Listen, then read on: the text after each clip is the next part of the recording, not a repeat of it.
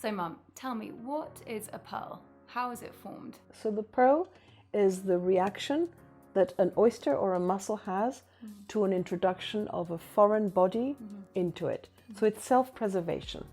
That's what it is.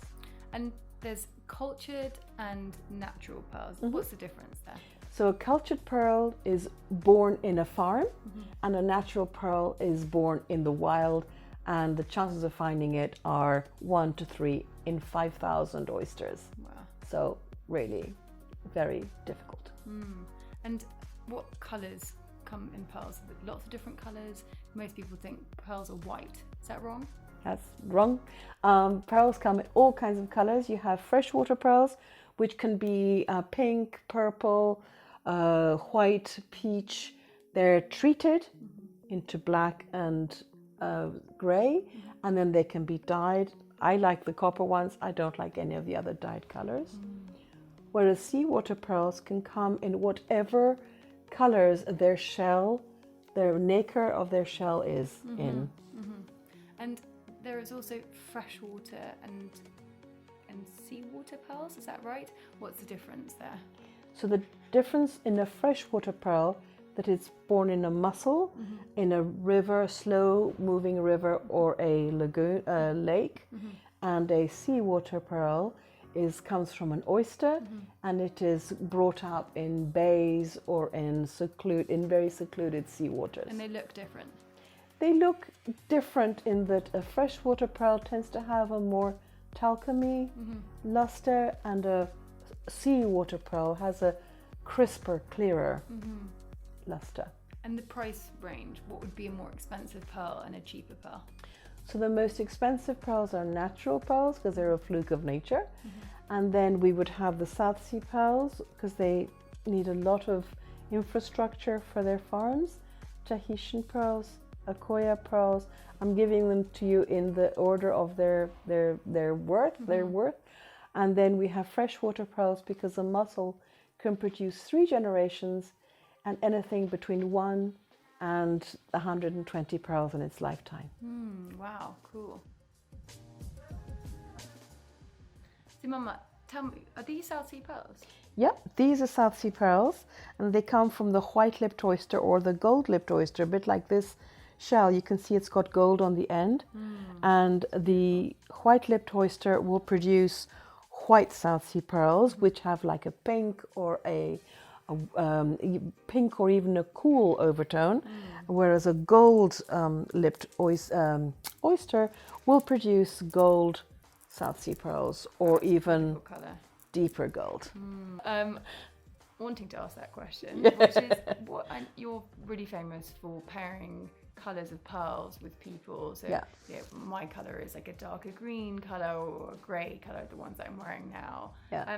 What colouring works with the South Sea pearl? Like, how do you make someone look amazing with South Sea pearls? Okay, so basically, because I know you tan well, you will really suit the warm colours. So if, like me, you go into sort of beetroot or red when you go into the sun, then you would use cool colours. And like whiter colours. Exactly. Okay. And South Sea pearls are known to be probably one of the most expensive pearls out there, and they're prized, and you wear them for show-stopping events. Why is that? Why are they so expensive? Well, yeah, they're definitely what I call the power pearls. You know, when you want to really make an impression, or you know you're about to win a deal, you wear your South Sea pearls because you'll, instill fear in everybody else. Because they're so expensive. Because they're just power pearls. Okay. But I think they're very special because to be able to create them, their farms need huge amount of infrastructure. So helicopters and boats, etc. So they're expensive to produce. VIP pearls. Very VIP pearls, like their owners. Okay. Yeah. And how are South Sea pearls formed? Okay, so South Sea pearl formed when a cultured pearl is formed into the oyster. So a piece of epithelial cell will be placed with a core, and then this epithelial cell will create the pearl sac around the core, and it'll deposit all the nacre. So the same substance is on the shell, which is flat. It'll be deposited in a concentric form onto the core. And so because this shell is like gold, that means that the pearl will be gold as well. Absolutely. It'll produce anything between a white with a gold overtone to deep, deep gold. If you see, there's a line of seriously deep gold there.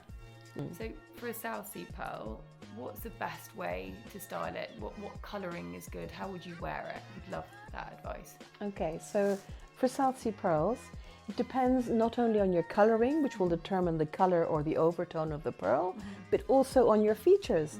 So if you're a tiny little person, not a good idea to like full of pearls. Maybe just a beautiful pendant, just understated elegance. Yeah, just like one of these. Exactly, exactly. Exactly. Whereas if you need power, then actually you do need to wear a little necklace like that or like that.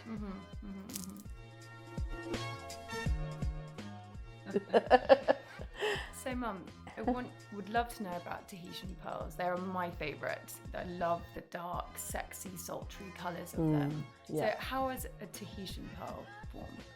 So a Tahitian pearl is formed within the oyster, and a core will be put in there. And this is the black-lipped oyster. And as you can see from its colors, the nacre that it has will produce the colors that you can find in Tahitian pearls. These beautiful, sultry, really sensual colors almost. A pearl will be formed with a core and epithelial cell, which will cover it, a bit like a placenta, and then the core will rotate within, and if it rotates finding a little obstruction, you'll find rings in it. Like this one? Like this one. So he's a ringed pearl, and because he's ringed, he's not so expensive. Yeah. I just think they're really special. I think they're really unusual. Yeah. And so I know that your really famous and or unique element in comparison to other designers is that you love to match the colour of the pearl to the person. So what, according to you, is like the best colouring for a Tahitian pearl, and how would you style it? Okay, so I would style a pearl. So for example, because they do come, as you can see, in just all these extraordinary colours. So what I would do is a Tahitian pearl with warm overtones. So like, I don't know, a sort of aubergine or a pink. And what is this one, for example? So he's got green and blue. Okay. So he's great on cool skin tones like me. So if you look at me, it looks great on me. Whereas if I were to do, or even these white Tahitian pearls, they'd be great on me because I'm a cool tone. Whereas you're more of you've got green eyes, and so therefore I would definitely go for the greens on you because it just pops. My eyes. No, your eyes don't pop, your pearls pop. Okay. And therefore you look really beautiful. If you have like an interesting face, so not your classic beauty, then actually I would add color. So like this one, I've got like a really bobbly nose and kind of interesting features. You have a lovely nose. Thank you. And so therefore I add sapphires, and this is my go-to necklace, by the way. So I just add a pop of color. And then if you want to be very dramatic, and these are really hard to find, you find a Tahitian pearl, which is half black, half white, or has all these like this beautiful little pin. So the little bird is like partly white, partly black. And that is just to show that this oyster will produce the color it wants. You cannot define it. Yeah, you cannot. It's nature at its best. Yeah. Fascinating. I love Tahitian pearls, but also they are very expensive. What makes them so expensive, and what's the price range that you can get in Tahitian pearls? So Tahitian pearls are, I would say, less expensive than the South Sea pearls. Okay. So they're your like power pearl, your sensual pearl, but less expensive, which is great. Also, you can get ones with like marks, which will bring the price down. I like that though. I mean, they sort of look a bit different, don't they? Oh, exactly. So they can be, or Baroque, and they could bring the price down.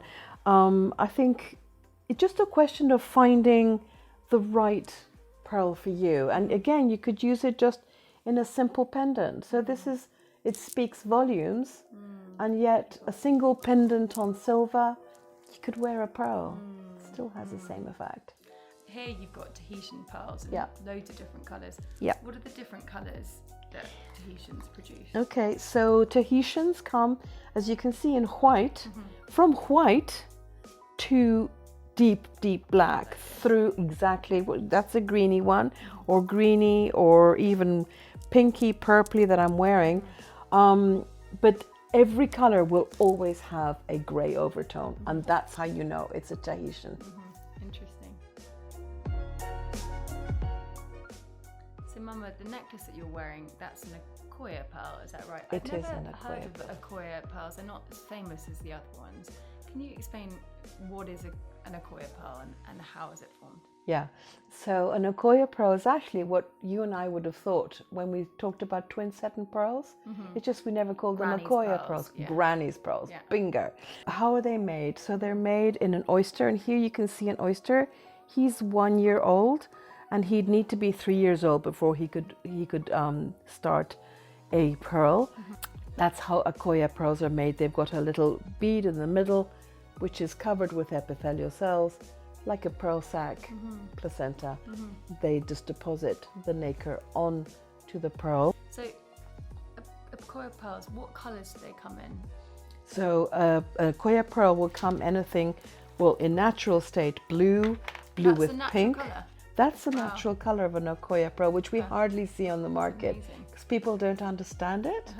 But then you also have the very white, so this is quite a white color, and then you go to really warm pink, and I don't know if you can see the difference. Yeah. But there's Yeah, a that one's real much warmer. difference, And much those are still all warmer. natural colours. So these have been bleached, Okay. and then you sometimes find them when they're pinker and they've been pinked. Okay. So that's the natural colour, and then these Yes. are the bleached ones. You can get natural colors in white, but it's much rarer than what we would have thought.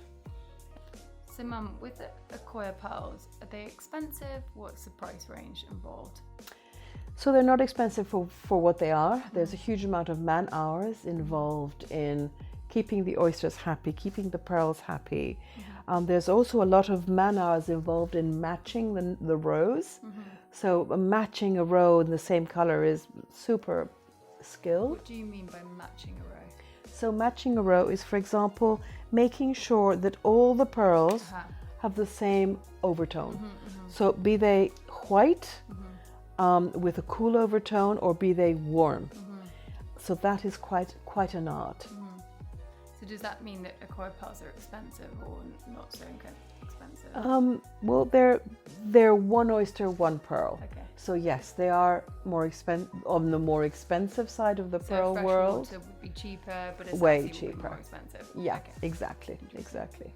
What advice would you give with Akoya pearls? Like what colours would suit darker skinned, etc.? Would love your advice on that. So not only the skin color, but also the features. So for example, I've got knobbly features, and so I'm wearing a Baroque Akoya pearl because it's got interesting features like me.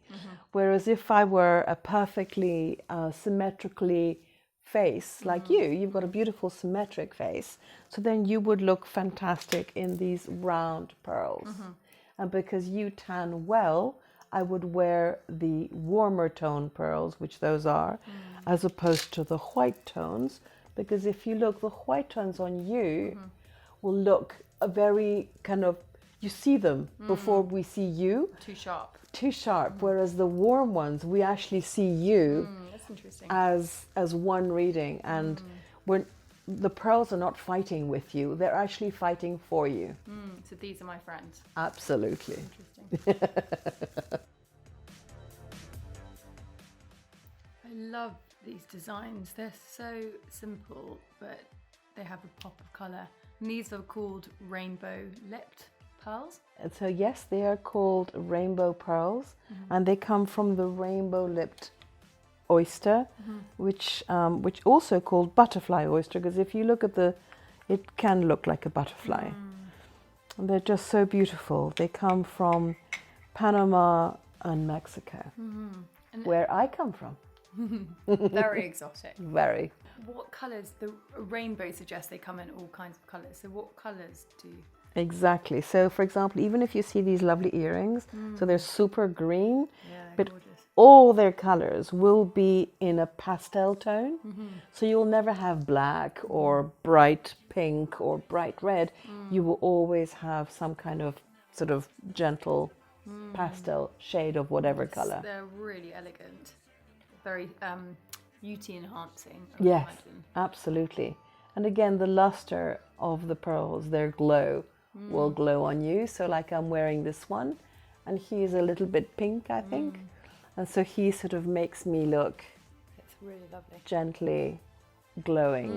And talking about colours and how to style it, you're really well known for thinking about how people look, both in their colouring but also the facial features. What would you suggest I wore, for example, or in comparison to what you would wear with these rainbow? So for example, I think you would look extraordinarily fantastic with these Savorite and green hued Why? Because they're the right butterfly. colours for me? Because they're cool, they're the right colors for you. You've got green eyes. Again, I am a little bit warmer, and so therefore warm tones are good for me. And also another indication will tell you if I put it on yellow gold, it means that I think I'm sort of enhancing it even more. Whereas a cooler tone, I'll try and put on white. So because this is a warmer tone and it's set in gold, if someone tans well and has like warmer colours, that's for them. Absolutely. Whereas if it's on silver or white gold or titanium and it's a cooler, then it's better on a like icy cool person. It's better on somebody who would go beetroot or red in the sun. Yeah. Yeah. The price range of rainbow lips. Okay. Are they expensive? How achievable are they? So actually rainbow lipped oysters and their pearls are actually really good value at the moment for what they are. They're incredibly rare. They have not yet been discovered really. Oh wow. So And I that mean makes certainly them less expensive? yeah, because there's not that huge demand. As soon as there's a huge demand, prices go up. So I think they're really good value, and they're so carefully. I went to the farm and I saw the care and the nurturing that went into looking after them. Which farm did you go to? So I went to one in Mexico, which is of course I was visiting family and friends, but amazing amount of care and nurture that goes into them. Amazing. Yeah. So, Mum, these I was calling them Mabe pearls, but they're called Mabe pearls. Mabe pearls. Mabe pearls. Yeah. And what they are, I've never heard of a Mabe pearl. What's different about a Mabe pearl? So what's really interesting about a Mabe pearl is actually it's the one that has the most human intervention put into it. So basically they put a little sort of like a sleeping policeman onto its shell. And so you can see that the nacre is actually going over and covering it. And So it's like a flat bump that they put. yeah, it's like a sleeping policeman on the actually outside of the shell. And then what happens then is that the shell is, you can see how thin that is. That is what you would remove, and that's taken 3 years to do. So there's thousands of layers of nacre in there. So a farmer, say I'm a farmer, I would put a bump into an oyster and then it would form nacre over it, which is that, and then I remove the bump and that is the That is a shell. Mabe. That's a shell, Yeah. indeed. So you could have them either in the South Sea pearl, which is this one, or you could do it in the butterfly oyster pearl. You can have it in a Tahitian pearl. It needs to be a seawater pearl and relatively big because it needs to be a big oyster. Mabe is famous for this half circle shape. Absolutely. Yeah. It's always half circle. And it could be a half circle heart or a half circle drop or a half circle round. Yeah. And what colours do Mabes come in? So it depends what oyster they've been grown in. So if it's a butterfly oyster, you'll have these beautiful pastel mabes. If it's a South Sea oyster, then you'll have these beautiful white with green or pink overtones. If it's a gold-lipped oyster, they'll be gold. Okay. And if it's a Tahitian, they'll be any color, but with a grey overtone. Okay, interesting. What do you suggest people like match their Mabes with? Like colouring, their eye tone, their skin to the face feature, etc. that's what you're really known for. So what advice would you give on Mabe pearls? So I would only wear Mabe pearls because they're not like a whole necklace of them. They're more like accent points. That's how I would use them, like accent points. Like the pendant you're wearing now. Exactly, or earrings. I do these beautiful earrings. Yeah, cool. Love them. Yeah. They'd be great on you. Yeah. I might steal them. Oh dear, oh no. Oh dear, the perils of being a mother and daughter jewelers, exactly. Huh? And how expensive are they? Are they... Okay, so Mabes, because there's not such a lot of request for them, they're actually quite reasonable. Although there's a huge amount of work that goes into them. But you know, as soon as the market start clamoring for a certain type of pearl, its price will go up. Right now, Mabes are not clamored for. So the price will be low, but they'll be very difficult to find. Interesting. Yeah. Cool. Well, I've never heard of Mabes before, but I'm really interested in them now. Well, you can wear them, not just for Granny, you know. Cool. So, Mum, tell me about Baroque pearls. They're so in fashion now. You see them on Chanel runways, on all the major fashion shows. Why are they so cool, and what makes this extraordinary lumpy shape? So I think firstly they're really cool because right now we're into individuality and everything is different, and there is nothing that embodies that more than a Baroque pearl. That's interesting. And the pearls are Baroque because what happens is that when you is this a Baroque pearl? So it is actually a freshwater Baroque shaped pearl. Typically, it should only be a Baroque pearl if it's an oyster pearl, which are on my knee. But freshwater should be a Baroque shape because it's technically. Baroque means irregular. Baroque means like gone crazy. Okay. Totally crazy. So a bit like here, but in a cultured oyster pearl, it'll always have a round bead as part of it. So if you can see here, or here even, you can definitely see the round bead that formed the original pearl, but an organic substance attaches itself to the core, and because it's organic, it decomposes. Nacre is quite malleable at that point, and so it bubbles open and then creates these totally crazy, fantastical shapes. Wow. And just sometimes they're actually a jeweler's nightmare because if this, for example, should break and I'd need to restring it, the core might have come off, and so then to get the silk through the original hole is almost impossible. So, but if you hear this, have a look, hear of that. Wow, what's that noise? What does that mean? So that is the core. Okay. That should be attached to the nacre, but is no longer attached and is completely free. Okay. So you can imagine trying to drill through that because it's crazy. So it's almost that thing inside then had something organic go around it, which decomposed and blew up, which has created this inflated shape, like a pillow. Yeah. Fascinating. Yeah. Okay. So Baroque pearls, what colours do they come in?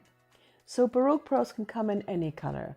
So with Baroque shape in a freshwater, you can have any color that there'll be a freshwater. Because Baroque is the shape, not the color of the type of pearl. It's simply the shape. Exactly. Okay. And whereas in an oyster pearl, it'll be whatever the oyster can produce. You mainly find them in Akoya or in South Sea. You can find them in Tahitian, but that's really pretty rare. Interesting. And Baroque pearls are pretty chunky, so I would assume that it works well with someone with a bigger frame, with sort of big features. Is that right? I mean, how would you dress a Baroque pearl? So if you're a small frame, I would have like a single pendant or 2 or 3, but no more, because they are, as you say, they're full of character, these pearls. They're like pack a punch. So therefore, for me, for example, they're great because I've got interesting features, and therefore this kind of, for example, this necklace here, I'll give you this one so you can enjoy that one too. You see, this looks fabulous on me because I've got knobbly nose, knobbly everything. Whereas if you have very regular features, I would really just go for 1, 2, or 3 and no more. Interesting. Yeah. And are Baroque pearls expensive? Yes, of course they're. Yeah, at the moment they are very expensive because everybody wants them. Right. And so therefore the price has gone up. When I first started designing, well over 30 years ago now, they were really reasonable, and so I did loads of designs in them. But of course, as everybody started wanting them, the prices went up. Interesting. Yeah. Keshi pearls are very rare and unique, as I understand it. Tell me more about Keshi pearls. How are they formed? Why are they so rare and unique? Okay, so a Keshi actually means seed in Japanese. And a Keshi pearl is either a natural pearl, but that happens to have been born in a farm. So it will be found, but it's naturally formed. Because it's natural, it's expensive. Exactly. And rare. Exactly. Or else there's also a Keshi where the actual oyster expels the core but does not expel the epithelial cells. So the epithelial cells make their own pearl. So that's why all the Keshis that you see, they're kind of irregular. They're never round. This is totally flat. They're just their own selves. They're very unique. And what colours do Keshi pearls come in? So again, Keshi pearls could come in any color. You could have them from the rainbow lipped oyster, which is it's like little tiny baby natural pearls all fused together. Because Keshi is the shape. Exactly. Okay. Exactly. So you've got a sack of nacre coming from any oyster. In a farm. Yeah. Exactly. Basically, it's a natural pearl born in a farm. If you sort of think of it like that. So you can get them from the rainbow lipped oyster. You can get them from the Tahitian pearl. Wow, those are awesome. They're amazing, aren't they? And so unique. And then you can get them from the South Sea pearl. Not really from the Akoya. They need to be, again, chunky monkey oysters to be able to make it. Yeah. Interesting. And are they expensive? They are, but not for what they are. Because you're looking at a natural pearl pretty much. Because you're looking at 100% nacre. Nacre, 100% nacre, all through and through. And how would you suggest one wears a Keshi pearl? What pairing would you put with the person and their frame and their colouring and size? So I would, because they are so special, so this Keshi, for example, would be beautiful for you because it's a cool but warm color, and it's very petite. It would look like nothing on me because it would disappear on me. So therefore, I would probably look better in a Keshi pearl like this, which is just a bit more of a statement, bolder. You can get Keshi necklaces. And that's super rare, and that just really makes a statement. And again, it's like that. I know I've got something really special, but most of the other people don't know it. Fascinating. Yeah. And what is your favourite Keshi pearl? Well, I'd say it's probably this one, but I know you want it, so I'm going to have to find another favourite. It's bold but subtle colour. Exactly. With the diamond drilled in the middle. It's the little diamond in the middle. Yeah. Beautiful. Yeah. I know. One day you'll get it.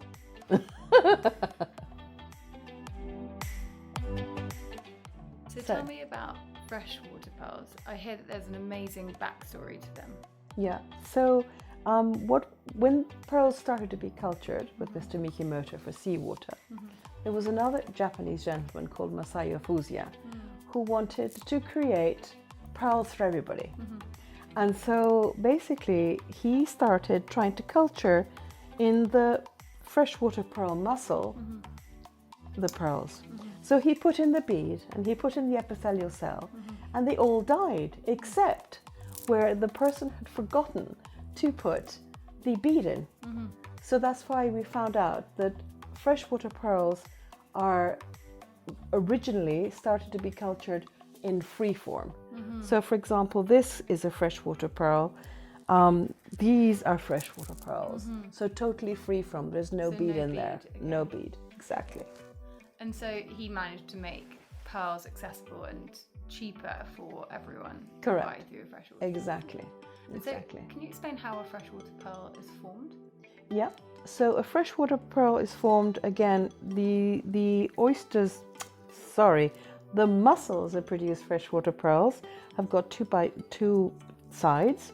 And so what they do is they put epithelial cell in, and then if you want a fish or this kind of shape, you'll try and put piece of epithelial cell in this kind of shape, but the mussel might just look like no way and just not do it.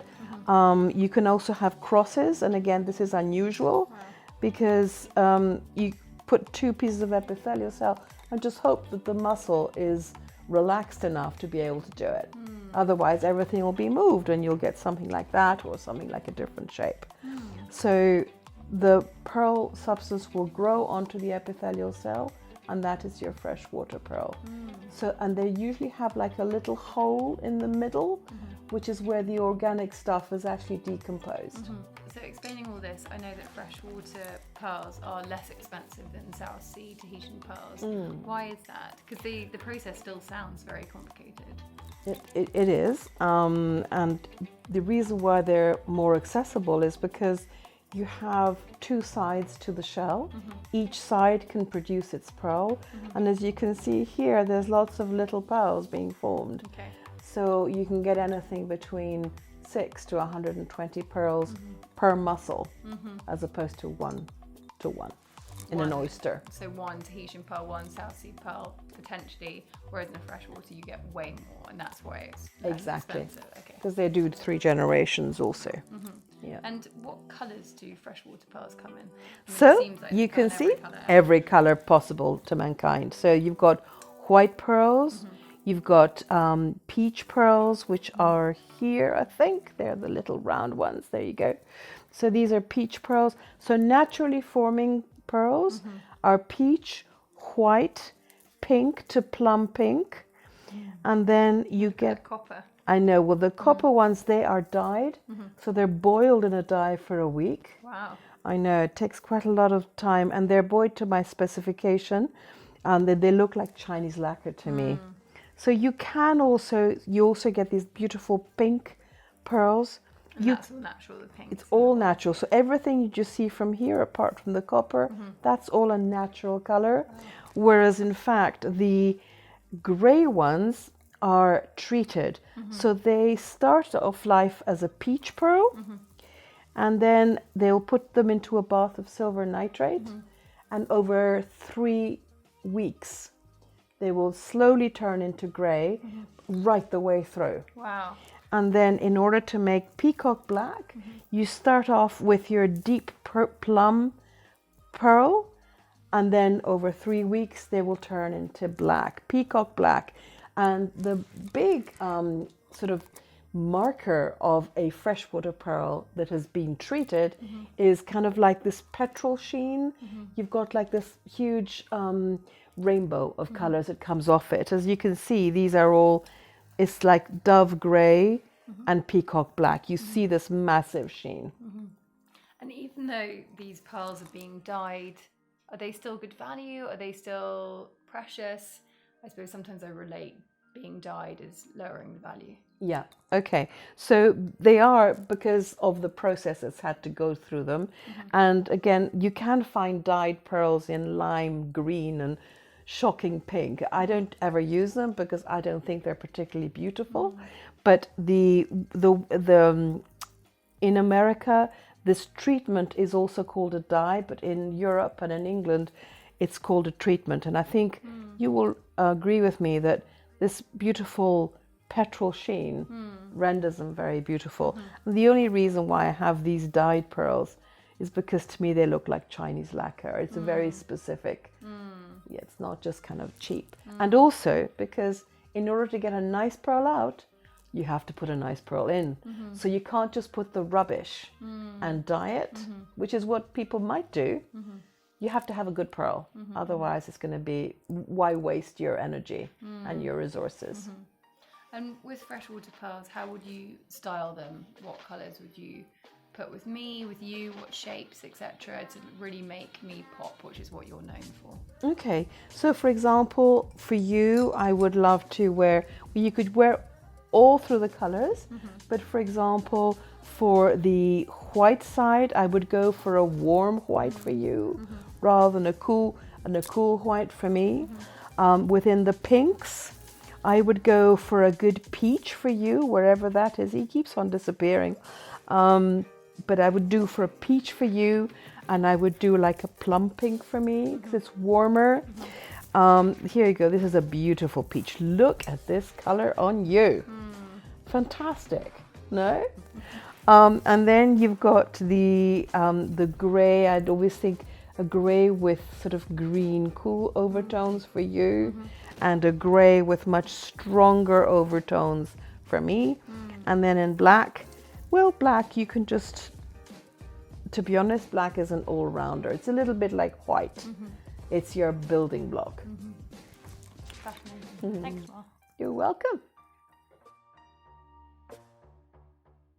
And so what's the difference between natural and cultured pearls? So a natural pearl is when it's just total fluke of nature. It is not grown in a farm. If you're just lucky enough to find it, which is where mainly natural pearls that we find now are from antique jewelry. So it's vintage jewelry, Georgian, Edwardian, Victorian, and before. So yeah, they're very special. And how many colours do natural pearls come in? So natural pearls could come in any color. It depends on the oyster or the mussel that they're brought in. So for example, this is a mussel. Fresh. It's like a sword to me. It looks like a sword to me, but do you see these three little tiny pearls? So these are freshwater, natural pearls that come from the River Tay. So those are sort of pink. Those are pinky brownie. They could be purpley. They could be any color that a mussel would produce. Then the South Sea pearl, the natural pearls that come from a white-lipped oyster would be white. The ones that come from a black-lipped oyster would have gray overtone. And then you could have them slightly goldeny, any color that a pearl would be found in a cultured pearl. Yeah. Interesting. A natural pearl has orient. It does not have luster. Okay. So orient is, so a cultured pearl has luster because there's less layers of nacre to look through, whereas a natural pearl is all nacre, and therefore it has orient. And orient is like looking at the moon reflected on a lake, if that makes any sense to you. So it's romantic, smoky. Yeah, and it's huge depth. So your eye is invited into the core of the pearl. And they come in all shapes? Or? All shapes. They can be round. I mean, obviously, round or drop shape are very prized because they're easy to use as a jewelry, but they can come in all shapes. Yeah, absolutely. Natural pearls are made when an organism either eats its way through the shell and then pops inside, and then the pearl then needs to cover itself. So that's why you get lots of blisters natural.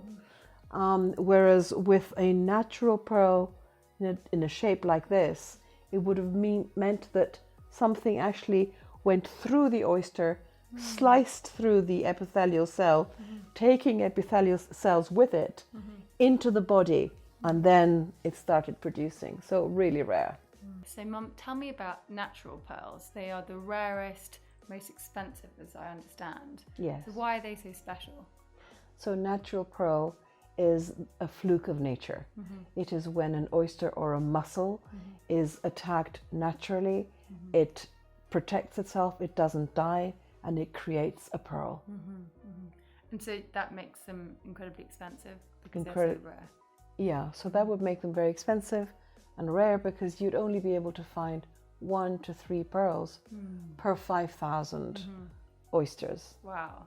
Yeah. Because they're natural, does that mean they're more fragile, that they break easier? No, they're actually very concentric.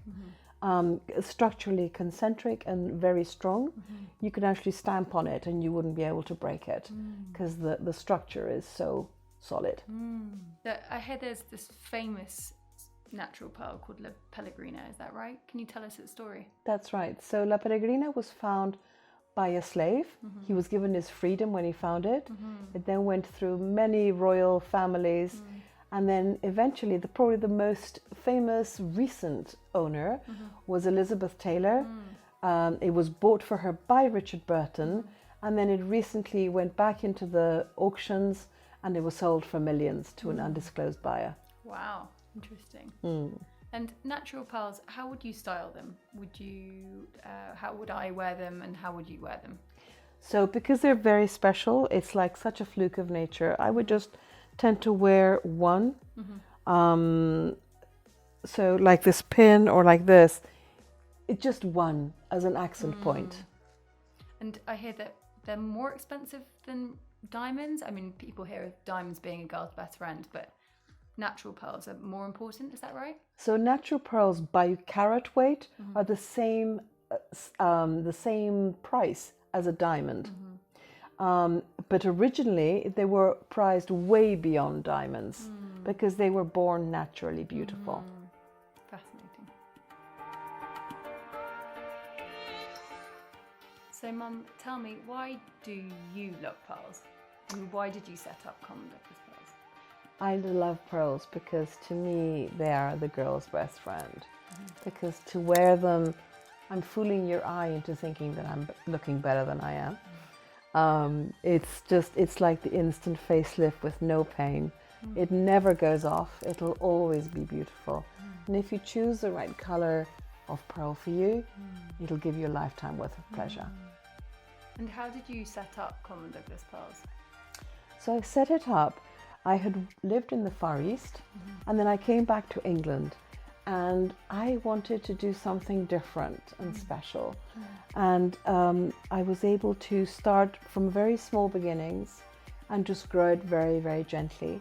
And then Lucia van der Post from the Financial Times discovered me, and I never really looked back since. Wow.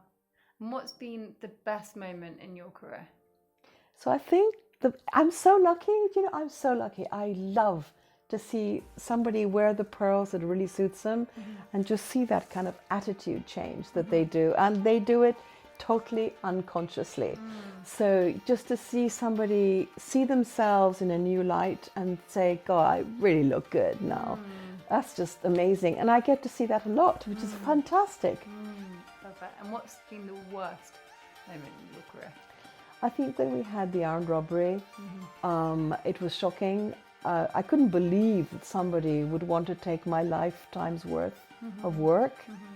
That was probably the worst time. And what inspires you if your jewellery? Like what colours, designs, shapes, etc. What inspires you? Mexico is a big part of me. I was born there. And so the juxtaposition of weird colours and weird textures. My parents were both painters. So again, I was brought up in that kind of environment. I am inspired by everything and anything. So I can go down and do the vegetable shop and go like, whoa, that's really cool. Or I could be in the ballet, I could be anywhere and be inspired. But I think the most inspiring is to be with the person that I'm making the jewellery for. And what makes Common Douglas Pearls unique? So I think what makes us unique is the fact that we match the pearl to the girl. Everybody in the team is so well versed on that. And we've been doing it for over 30 years, 34 years now. And we've got a lot of experience doing that. And it really makes a difference. Pearls will make you look great, but your color pearl will make you look fantastic.